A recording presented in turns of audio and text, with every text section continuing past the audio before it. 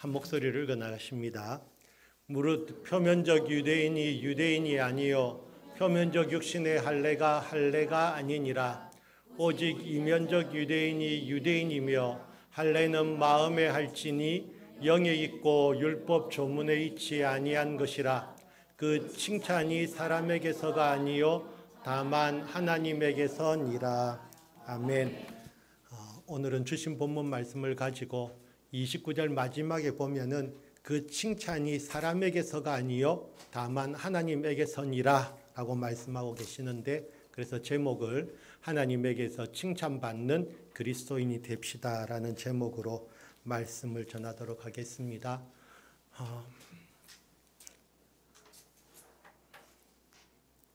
요즘 교회가 세상으로부터 조롱과 핍박을 당하는 일들이 많아지고 있습니다.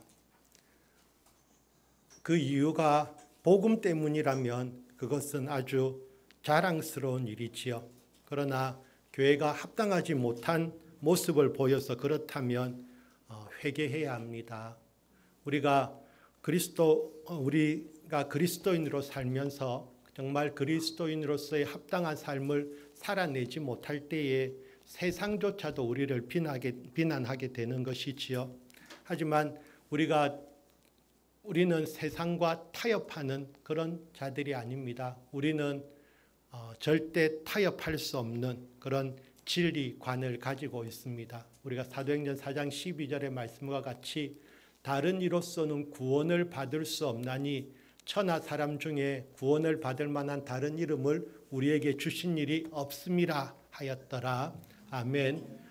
그렇습니다. 세상의 종교들은 그냥 모든 종교가 같다. 뭐로 가도 서울만 가면 된다. 라고 이야기하지만 아닙니다. 그래서 세상 종교들이 교회를 비난하지요. 너희만 왜 잘나서 그렇게 고집불통이냐. 절대 타협할 수 없는 진리가 있는 것이지요. 오히려 교회가 세상과 타협하고 그리스도인들이 세상과 타협하는 삶을 살 때에 그들이 겉으로는 좋아할 수 있지만은 속으로는 욕하게 될 것입니다. 진리를 잃어버린 교회는 아무런 가치가 없는 것이지요.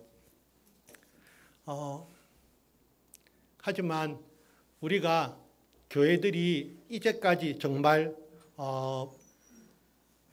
편안하게 우리가 신앙생활 하면서 정말 그런 편안한 삶을 살아왔지만은 이제 마지막을 향하여 갈 때에는 정말 점점 더 교회를 향한 이런 핍박과 압박은 더해질 수 있습니다. 우리가 코로나를 거치면서 교회들의 문이 일시적으로 닫히는 그런 일도 경험했는데 앞으로는 그런 일들이 더 일어날 수도 있고요.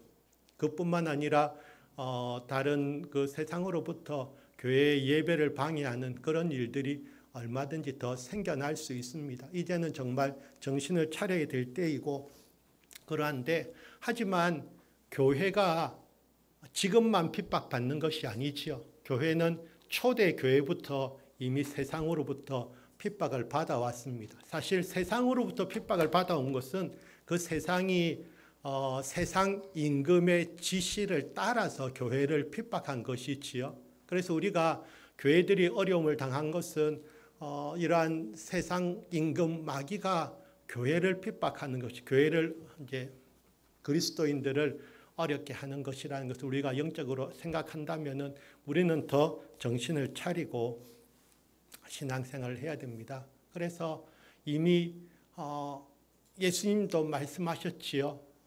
예수님으로 말미암아 너희를 욕하고 박해하고 거짓으로 너희를 거슬려 모든 악한 말을 할 때 오히려 복이 있으니까 기뻐하고 즐거워하라고 말씀하십니다. 우리가 정말 그리스도인으로서 바른 예배 드리고 하나님 앞에서 바르게 살아가려고 애쓰는데도 핍박을 받는다면 그것은 오히려 감사한 일이고 하나님께 영광 돌리는 일이 될 수 있을 거라 생각합니다. 그래서 이 마지막을 살아가는 우리들은 좀 더 지혜로운 자들이 되어 있어야 됩니다. 깨어 있어야 되는 것이지요. 이 말씀 우리 같이 한번 읽어보겠습니다. 근신하라 깨어라 너희 대적 마귀가 우는 사자같이 두루다니며 삼킬 자를 찾나니 너희는 믿음을 굳건하게 하여 그를 대적하라. 이는 세상에 있는 너희 형제들도 동일한 고난을 당하는 줄을 알미라. 아멘. 그래서 이 그리스도인들이 고난만 당하는 그런 사람들이라면 불쌍하잖아요. 우리가 평생을 살아가면서 신앙생활 하는데 우리의 삶 속에 고난과 어려움만 있다. 가시밭길을 걸어가야 된다. 그런데 우리는 더 좋은 말씀이 우리에게 있습니다. 같이 읽어보겠습니다. 생각하건대 현재의 고난은 장차 우리에게 나타날 영광과 비교할 수 없도다. 아멘.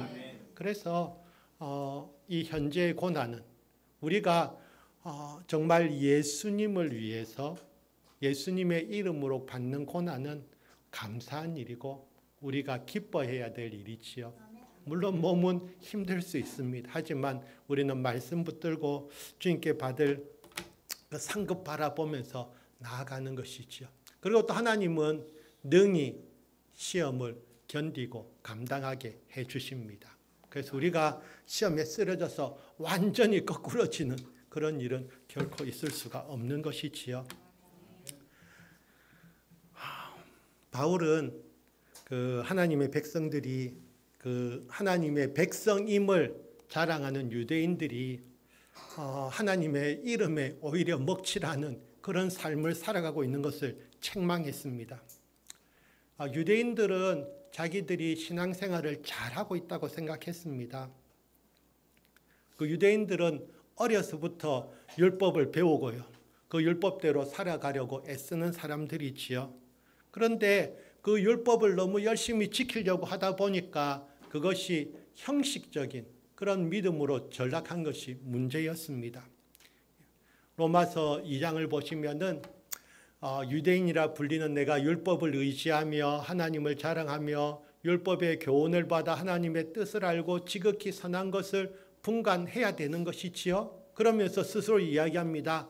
맹인의 길을 인도하는 자요 어둠에 있는 자의 빛이요 율법에 있는 지식과 진리의 모범을 가진 자로서 어리석은 자의 교사요 어린아이의 선생이다 라고 스스로 믿는 사람들이 유대인들입니다. 이런 삶을 살아갈 수 있다면 좋은 일이지요. 그런데 문제는 이렇게 말씀은 정말 잘 알고 있는 그런 사람들이지만은 말씀대로 살아가지 않는다는 것이 문제지요. 계속 이어지는 말씀을 보시면은 다른 사람을 가르치는 내가 내 자신은 가르치지 아니하느냐? 도둑질하지 말라 선포하는 내가 도둑질하느냐?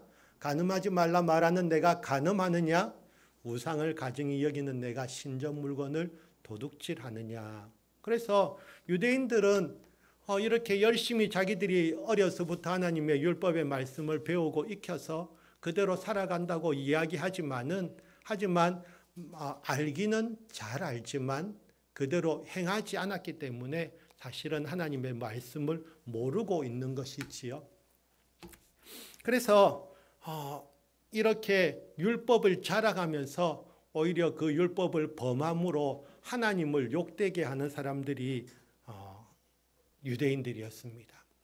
율법을 자랑하는 내가 율법을 범함으로 하나님을 욕되게 하느냐? 기록된 바와 같이 하나님의 이름이 너희 때문에 이방인 중에서 모독을 받는도다. 유대인들의 많은 지도자들은 참으로 그들의 모습은 경건해 보였지만 또 그들의 입술은 참 경건한 그런 말들을 쏟아냈지만은 실제 삶에는 열매가 없는 그런 신앙을 갖고 있었습니다. 그래서 경건의 모양은 있으나 경건의 능력이 없는 자들이지요. 우리 그리스도인들도 마찬가지입니다. 그리스도인들이 세상으로부터 많은 그런 조롱과 비난을 받아왔던 것은 특별히 그리스도인들을 보면서 말쟁이, 예수쟁이는 말쟁이들. 말은 정말 잘한다. 그런데 말뿐이다.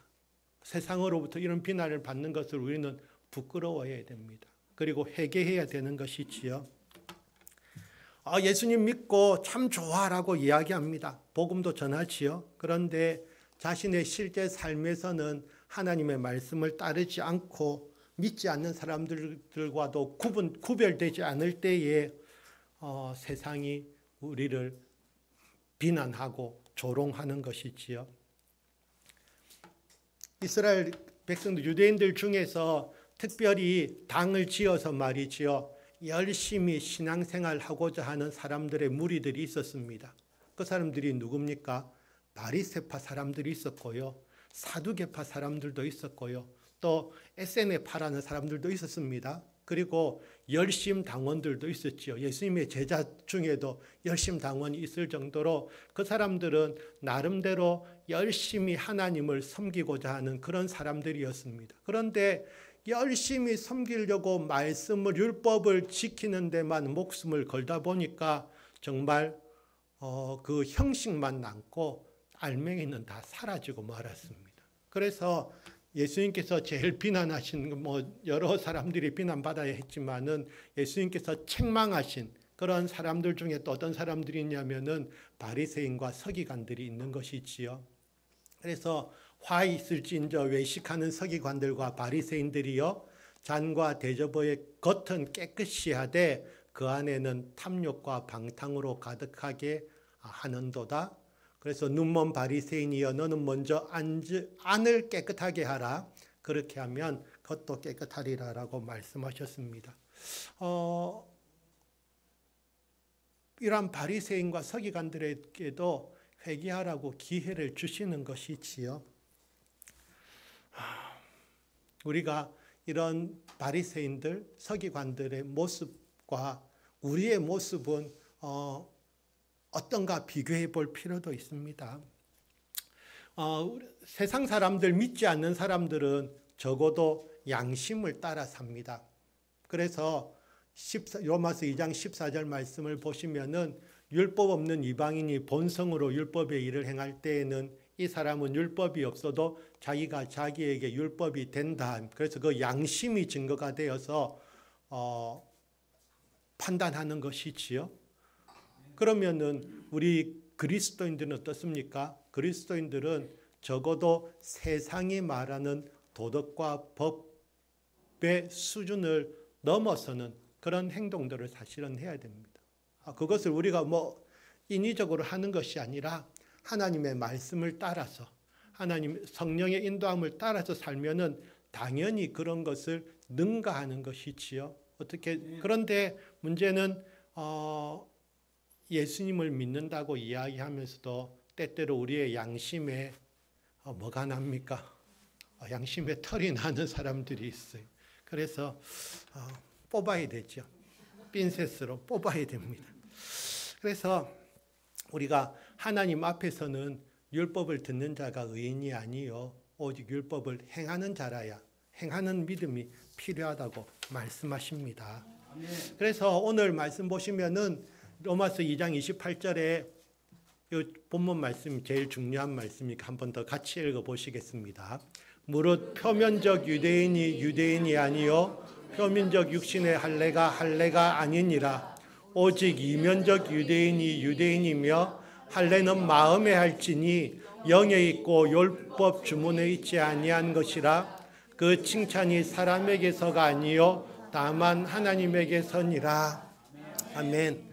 아니 목사님 무슨 유대인 이야기만 열심히 하십니까? 또 우리는 하지도 않는 할례 이야기를 하십니까? 하실 수 있어요. 단어를 바꿔보지요. 그러면 유대인 대신에 뭘로 볼까요? 그리스도인이라고 한번 넣어봅시다. 유대인 대신에 그리스도인을 넣어보고 저 할례 대신에는 뭘 넣어볼까요? 그러니까 우리가 할례 대신에 할례도 사실은 표시잖아요. 그러면 우리는 침례로 저것을 대체할 수 있겠지요.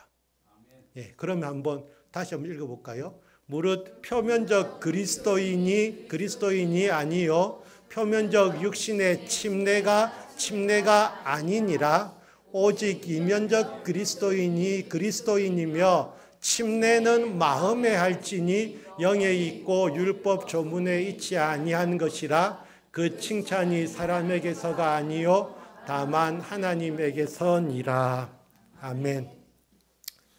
원래 그 할례라는 것은 하나님께서 아브라함과 언약을 맺으시고 그 표시로 행하게 하신 것이지요.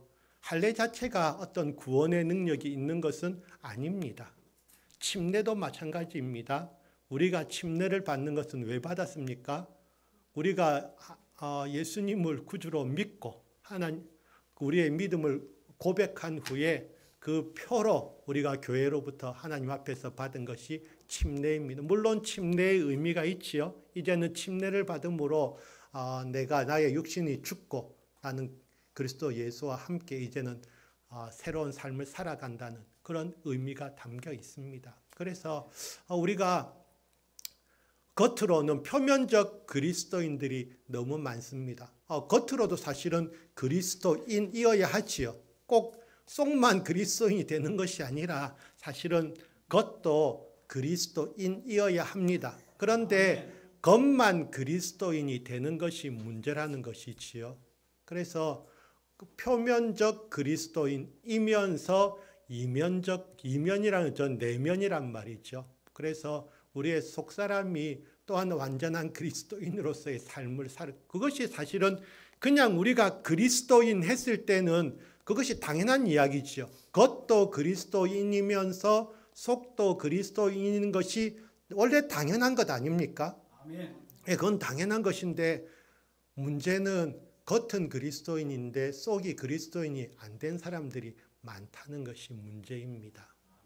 그래서 유대인들이 자기들이 아브라함이 자기들의 조상이면서 자기들은 하나님의 백성으로 선택받은 백성으로서 할례를 가지고 있다라고 자랑하면서 그들의 삶 속에서 행하지만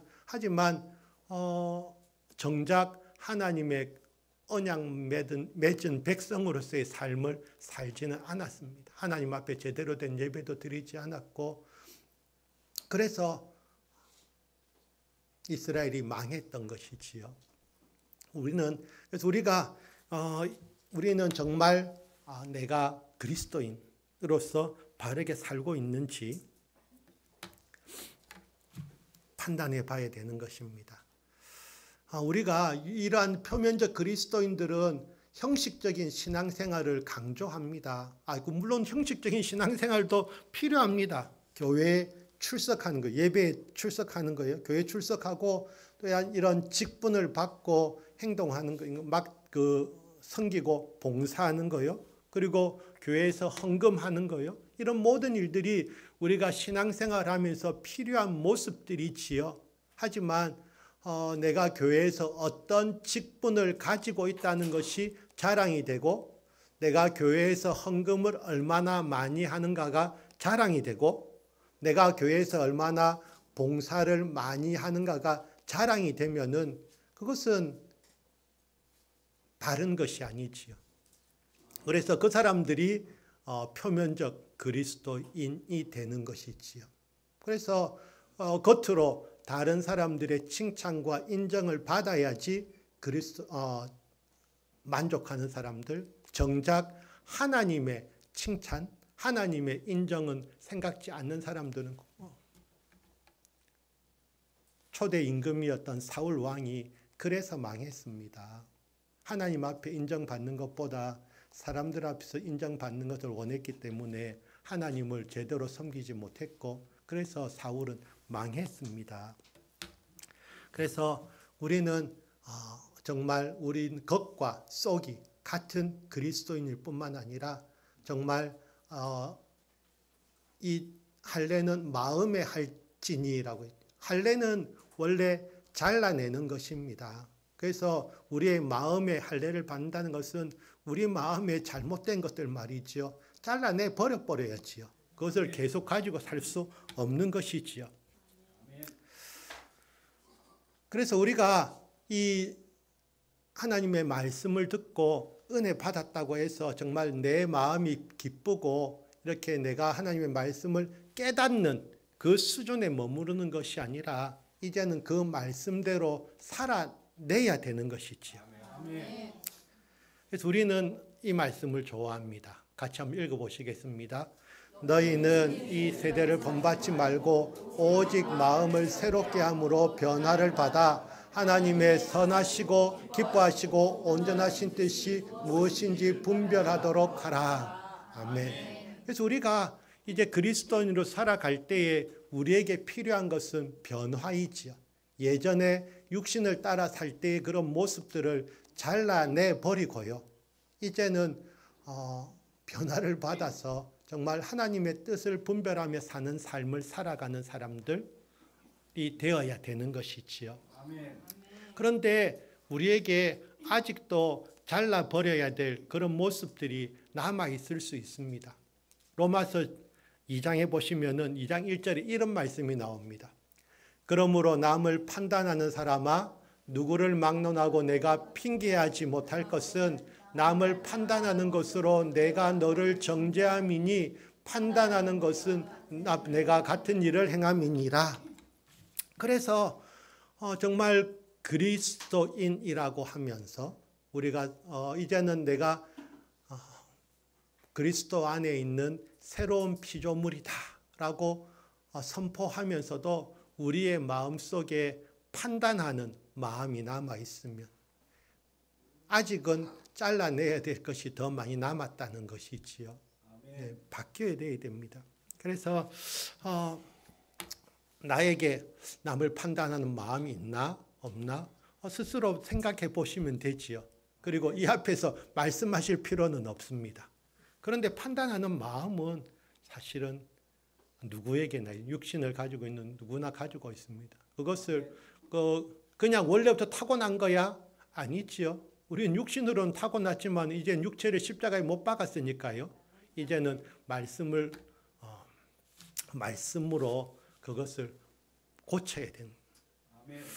그래서 우리가 다른 사람을 딱 봤는데 이상하게 다른 사람의 그 잘하는 것보다는 말이죠.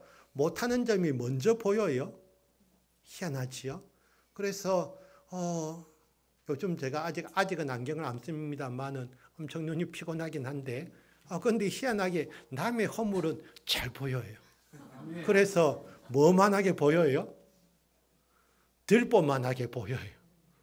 그런데 내 눈 속에 들어있는 것은 내 안에는 뭐가 있는지 잘 못 봐요, 사실은. 그러니까 남의 거는 잘 보는데 내 것은 못 보는 문제입니다.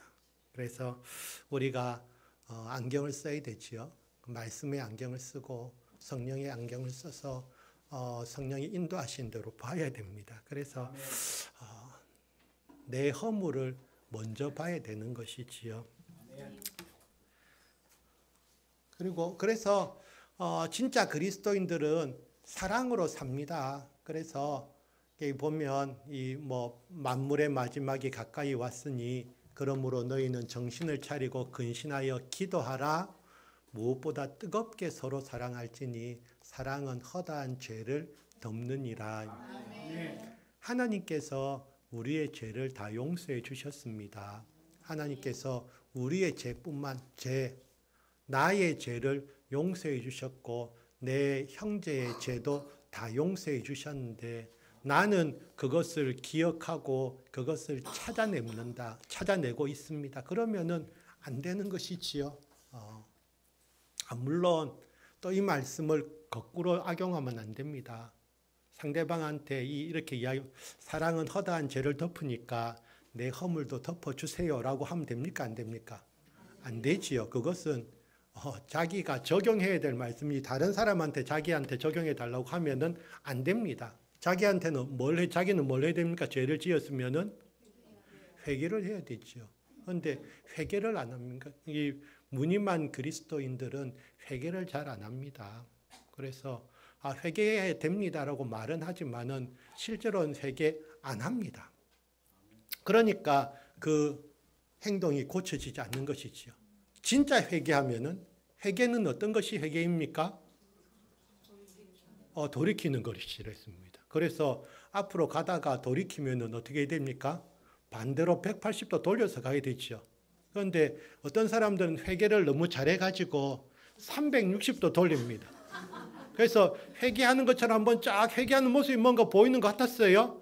그래 다시 돌아왔어요. 또 여전히 갑니다. 그래서 회개는 180도만 돌리는 것입니다. 180도 돌리는 게 회개지 너무 많이 회개하셔서 360도 돌리지 마십시오. 회개 진짜 거창하게 했어요. 너무 많이 했는데 180도보다 2배로 했는데 너무 많이 해서 다시 원위치 됐어요. 회개 안 한 것이 되잖아요. 그래서 우리가 지금 웃으면서 이야기하고 있지만 이거 사실은 심각한 이야기입니다.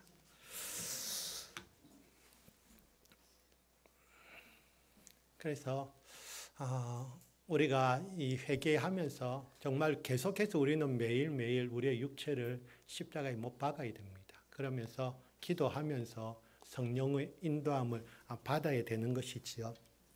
제가 이 말씀 참 좋아하는데 사람아 주께서 선한 것이 무엇임을 내게 보이셨나니 여호와께서 내게 구하시는 것은 오직 정의를 행하며 인자를 사랑하며 겸손하게 내 하나님과 함께 행하는 것이 아니냐. 여기 보면은 이 말씀에 하나님의 속성이 벌써 2가지가 나옵니다. 정의의 하나님, 인자하신 하나님요. 그런 하나님을 대할 때 우리는 교만하면 안 되고요. 겸손해야 됩니다. 다른 말로 하나님을 경외해야 되는 것이죠. 우리가 회개하지 않는 이유는요. 회개 안 하는 것은 사실은 하나님을 경외하지 않기 때문입니다. 하나님에 대한 두려움 없이 그냥 오로지 사랑의 하나님, 우리의 기도를 들어주시고 복 주시는 하나님만 찾으니까 별로 하나님이 무섭지 않고 하나님을 경외함이 없습니다. 그러니까 무늬만 그리스도인으로서의 삶을 살아가는 것이죠. 하나님께서 내게 주실 복만 구하고 말이죠. 내가 하나님을 위해서 해야 할 일들은 행하지 않습니다. 문제가 되는 것이지요. 그래서 우리는 끝까지 고집을 부립니다. 하나님이 인자하신 분이기 때문에 하나님이 길이 참으시는 것이지요. 왜 참으십니까? 회개하게 하시도록요. 그래서 인자하시기 때문에 용납하시기 때문에 그 길이 참으심이 풍성하기 때문에 우리가 지금도 살아있는데 그럼에도 불구하고 우리의 고집과 회개하지 아니한 마음을 따라서 결국 진노를 쌓아 나가고 있는 것이지요. 그래서 우리는 회개해야 됩니다. 오늘 당장 회개해야 됩니다. 그래서 내가 정말 성령께서 나를 깨우쳐 주시는 부분요 있으면은 즉시 회개해야 되고 180도 돌려야 됩니다. 그래서 그런 이야기가 있습니다. 큰 배가 있었어요. 거의 뭐 항공모함 수준의 큰 배가 있었어요. 그래서 그 배는 어떤 생각이 있습니까? 우리를 대적할 만한 배는 없다. 우리가 가는 길을 막아설 배는 없다. 이야기했어요. 그런데 무전이 날라왔습니다. 무전 앞에 그러니까 뭐가 보이는 거예요. 배 같은 게 보여 앞에 배 같은 게 보여서 막 이제 스피커로 이야기합니다. 야, 우리 배 가니까 빨리 비켜라. 근데 저쪽에서 연락이 왔어요. 우리는 절대로 못 비킨다. 너희가 비켜라. 라고 이야기했어요. 그러니까 이 큰 배가 이야기하죠. 야, 우리 배가 이렇게 큰데 너가 안 비키면은 너희 큰일 나니까 빨리 비켜라. 이야기했어요. 그래서 거기서 뭐라고 이야기했습니까? 우리는 섬이다. 우리는 섬이다라고 이야기했어요. 180도 안 바뀌면 어떻게 합니까? 아무리 큰 배라도 섬하고 충돌하면은 박살납니다. 그래서 교만하고 말이지요. 회개 안 하고 계속 내 주장대로 살면은 결국은 부딪힙니다. 네, 그래서 내가 얼마나 크고 튼튼하고 그런 배인가를 자랑하지 말고요. 그런 배라도 섬 앞에서는 겸손해져야 되는 것이지요. 아멘. 내가 아무리 잘나고 똑똑해도 하나님 앞에서는 우리는 뭡니까? 피조물입니다.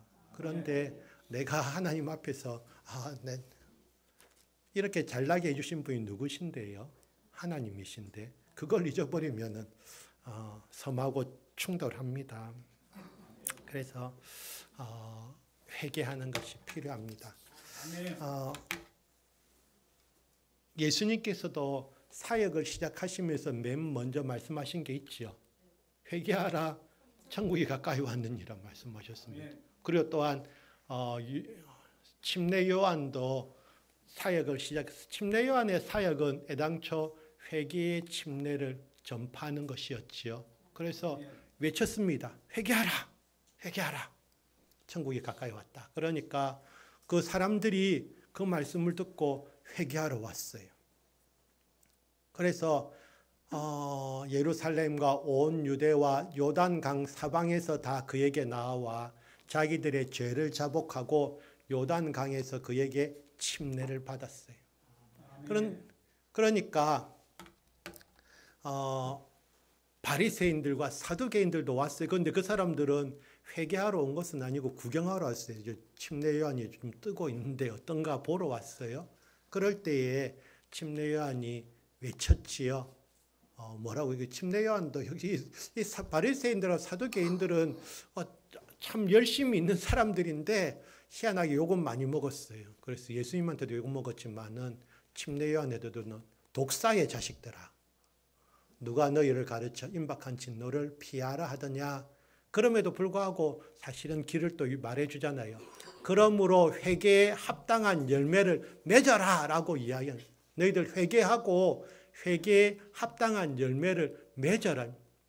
말로만 회개한다고 하지 말고 회개한다고 말했으면은 실제로 행동으로, 삶으로 그 회개한 모습을 보여라. 이것이 있지요. 그래서 너희들 마음속부터 고쳐라. 유대인들이 갖고 있는 자부심요. 아브라함이 우리 조상이라고 생각하지 말라. 내가 너희에게 이르노니 하나님이 능히 이 돌들로도 아브라함의 자손이 되게 하시리라.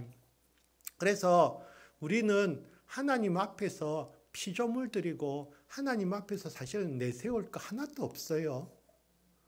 그럼에도 불구하고 아브라함이 우리 조상이야 라고 이야기하는 그런 생각을 우리도 해서는 안 된다는 것이지요.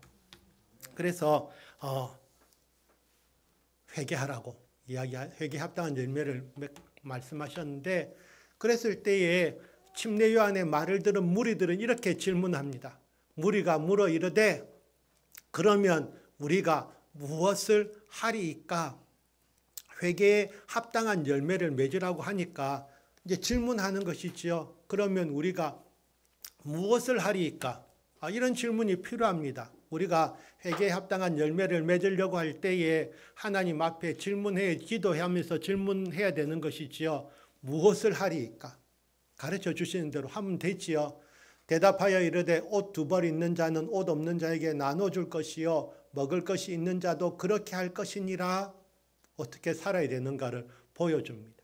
그러니까 세리들도 오고 군인들도 와서 또 물어보지요. 우리는 무엇을 하리이까? 그러니까 또 말씀을 해줍니다. 그래서 결국 우리가 회개에 합당한 열매를 맺는다는 것은 우리의 삶 가운데 우리의 변화된 삶이 필요하다는 것이지요. 회개는 입술로만 하는 것이 아니라 회개는 몸으로 하는 것이고, 그래서 우리의 방향을 180도 바꾸는 것이고, 그래서 하나님 말씀대로 우리는 무엇을 하리일까 물어봐야 되는 것이지요. 그러면은 회개한 우리는 무엇을 해야 됩니까? 우리가 오늘도 고백한 말씀입니다. 같이 읽어보시지요. 그러므로 형제들아, 내가 하나님의 모든 자비하심으로 너희를 권하노니 너희 몸을 하나님이 기뻐하시는 거룩한 산 제물로 드리라. 이는 너희가 드릴 영적 예배니라. 아멘. 그래서 우리가 이 거룩한 산 제물로 하나님 앞에 내어 드리면서 거룩한 산 제물로서 합당한 삶을 살아가야 되는 것이지요. 그래서 우리가 주님 앞에 산 제물로 드린 우리의 삶은 분명히 모양이 바뀌어져야 되는데, 그 중에 하나가 이것입니다. 우리가 거룩한 삶을 살아가기 위해서 있는 곳 물로 씻어 말씀으로 깨끗하게 하사 거룩하게 하시고, 우리가 계속 목사님께서 말씀하신 말씀의 물로 우리를 씻는 것이지요. 그 자기 앞에 영광스러운 교회로 세우사 티나 주름 잡힌 것이나 이런 것들이 없이 거룩하고 흠이 없게 하려 하십니다. 그래서 결국 우리를 거룩하게 하는 것은, 우리를 거룩하게 만들어주는 것은 말씀과 기도로 거룩하여짐이라고 말씀하셨지 않습니까? 그래서 우리 자신은 해야 될 일은 정말 말씀 그대로 받아들이고 또한 그 말씀에 온전히 순종하는 삶.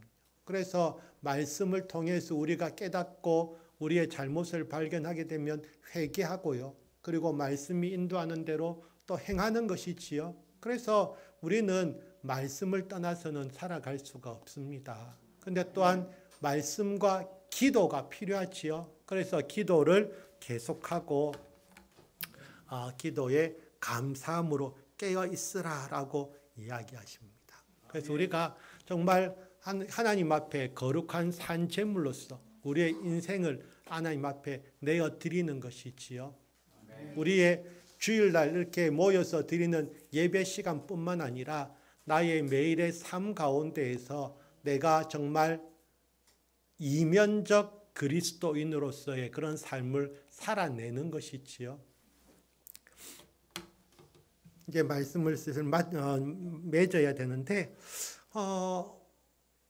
우리가 그 명품 좋아하시잖아요. 명품이 있으면 뭐도 있습니까? 가품도 있지요. 세상 말로 할 때는 짝퉁이라는 것도 있습니다. 그래서 뭐 명품들 형편이 안 되는 사람은 짝퉁이라도 듭니다. 그런데 우리는 표면적 그리스도인은 사실은 모양은 이면적 그리스도인을 닮아 있으나 진짜 그리스도인을 닮아 있으나 짝퉁이지요. 사람들 눈에는 어떻습니까? 보통 사람 눈에는 명품과 짝퉁이 차이가 납니까? 오히려 그것을 들고 있는 사람에 의해서 그것이 판결이 납니다. 그래서 그 사람이 좀 있어 보이는 사람이면 짝퉁을 들고 있어도요, 진짜지요. 그런데 좀 죄송하지만은 없어 보이는 사람이 딱 진짜 명품을 들고 있어요. 그러면은 다 그냥 짝퉁이라고 단정합니다. 좀 억울한 경우가 되는데, 진품을 들고도 가품이라고 인정받는 억울한 경우가 되는데, 하지만 그게 사람들의 눈이란 것이지요. 하지만 하나님은 무엇을 보시는 분이시지요? 하나님은 그렇죠. 마음을 보시고 중심을 보죠. 하나님은 명품 그리스도인과 짝퉁 그리스도인을 딱 보시면은 아시지요. 사람들 눈에는 별 차이 안 납니다. 그냥 교회에서 열심히 봉사하고 많은 일들을 하면은 정말 저 사람 믿음 좋아. 물론 우리는 그렇게 판단할 수밖에 없지요. 하지만 우리가 사람들의 눈이 아닌 하나님께서 우리를 바라보고 계신다. 그래서 이 짝퉁은 진품하고 비교가 안 되지요. 애당초 가치가, 그래서 가짜는 그냥 다 수거해서 불살라 버립니다. 그죠? 진짜 회사에서는 아무 가치가 없는 것인데, 그래서 우리가 이러한 하나님 앞에서 정말 보실 때에 진짜 이런 표면적 그리스도인이 아닌 이면적 그리스도인, 정말 겉과 속이 같은 그리스도인의 삶을 살아가기 위해서는 먼저 우리가 회개해야 됩니다. 우리의 신앙생활에 더 깊은 은혜의 세계로 빠져들기 위해서 시작해야 돼. 그 관문이 회개입니다. 회개 없이는 아무리 열심히 신앙생활 하는 것처럼 보여도 그것은 그냥 모래 위에 세운 집이지요. 엉터리입니다. 그래서 바로 무너질 수밖에 없습니다. 그래서 정말 우리가 회개를 통해서 먼저 우리의 기초를 분명히 하면서 회개의 문을 통해서 하나님의 은혜의 세계로 들어가는 것이지요. 그래서 우리가 기도해야 됩니다. 정말 성령께서 나를 깨우쳐 주셔서 그동안 내가 육신의 눈을 가지고 깨닫지 못했던 것, 바라보지 못했던 것, 그런 것들, 그리고 성령께서 알려주셔도 사실 내가 둔감하여서 그 음성을 제대로 듣지 못하고, 또한 성령께서 말씀하셔도 그 말씀에 순종하지 않고 그냥 내 뜻을 고집하며 그대로 내 의지대로 행동했던 것, 그것도 회개해야 됩니다. 그래서 내가 그리스도인이라고 말하면서 형제를 사랑한다고 말하면서 오히려 그 형제의 허물을 덮어주지 못하고 그것을 판단하고 책망한 것, 그것도 역시나 회개해야 되는 것이지요. 그래서 성령께서 우리를 깨우쳐 주시면은 회개해야 될 것 참 더 많아집니다. 그래서 우리가 정말 이제 목사님께서 계속 또 회개에 대해서 말씀을 해 오셨는데 우리가 정말 회개하고 또한 회개할 뿐만 아니라 그런 회개에 합당한 열매들도 맺어야 되는 것이지요. 회개에 합당한 열매는 결국 우리의 삶이 180도 바뀌는 그런 모습입니다. 천천히 바꾸겠다 생각하지 마시고 그냥 바꾸시는 거죠. 그냥 성령님의 인도하심으로 그냥 바꿔야 됩니다. 그래서 괜히 어제까지 이렇게 했는데 내 행동이 좀 바뀌면 부끄럽지 않나? 그런 생각하실 필요 없이 그냥 바꿔버리는 것이지요. 그래서 잘못했는 행동들 끊어버리시는 거죠. 그러면은 또 그것이 나의 일상이 되고 나의 삶이 됩니다. 그래서 괜한 고집력, 고집과 회개하지 않는 마음을 따라 진노의 날 곧 하나님의 의로우신 심판이 나타나는 그날에 임할 진노를 내게 쌓는도다라고 말씀하셨습니다. 그래서 우리가 고집 부려야 될 일이 때가 있고 고집 부리지 않아야 될 때 있는데 우리가 하나님의 진리의 말씀을 붙들고는 고집해야 되지요. 하지만 잘못된 행동과 생각은 고집 부려서는 안 됩니다. 섬을 향해서 돌격하는 어리석은 배가 되면은 안 되는 것이지요. 그래서 우리는 180도 바뀌는 그런 삶을 살아가기 원합니다. 그래서 표면적 그리스도인은요, 하나님을 섬긴다고 하면서 결국은 나의 영광을 추구하는 사람들입니다. 하지만 진짜 그리스도인들은 나의 영광이 아니라 하나님의 영광을 위해서 사는 사람들입니다.